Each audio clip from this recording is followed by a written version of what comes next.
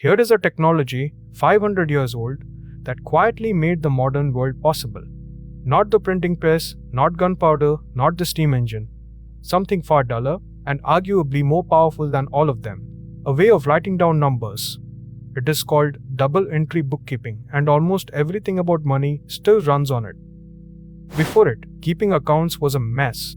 A merchant jotted down what came in and what went out in a single running list, and it was desperately easy to lose track, to make an error, or to quietly cheat. There was no built-in way to tell whether the books were even right. Trade beyond a certain size simply became too tangled to trust. Then, in Renaissance Italy, a simple, strange rule spread. Every transaction gets written down not once, but twice. Every time money moves, you record where it came from and where it went, 2 entries, always, for a single event. Money is never created or destroyed in the books. It only ever moves from one place to another. Follow a single sale. You sell goods for cash. The old way notes just one thing, cash, up. Double entry insists on both halves. Your cash goes up and your stock of goods goes down by the same amount in the same instant. Every event touches at least 2 accounts in opposite directions, and the 2 sides must always match. And here is the quiet genius, the thing I find genuinely elegant. Because every entry has a matching opposite, the whole system checks itself. Add up everything, and the 2 sides must balance to exactly 0. If they do not, you know immediately that something is wrong or missing. The books audit themselves.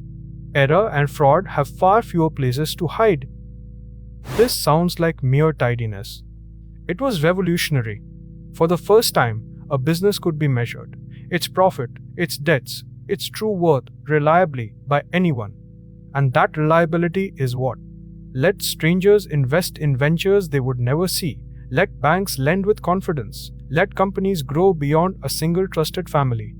The corporation, the stock market, modern capitalism itself, all need books that can be trusted.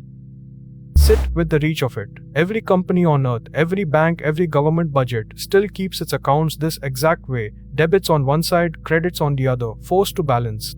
A rule set down by a monk in 1494 is the invisible grammar underneath, essentially all the money in the world. 5 centuries, and no one has found a better way. But here is where it gets philosophically strange. Because the whole system rests on agreement. A profit is not a physical thing you can hold. It is a number produced by following the rules. Change the rules a little, how you value your stock when you count a sale, and the very same company can look profitable or troubled. The books are precise, but what they measure is, in the end, a shared convention. And that is exactly where the trouble lives. Every great accounting scandal is a story of people obeying the letter of double entry, while quietly bending what the numbers meant, hiding debts in the right-shaped boxes, booking profits that had not truly arrived. The system guarantees the books balance. It cannot guarantee they tell the truth. Which is the deal we have quietly signed.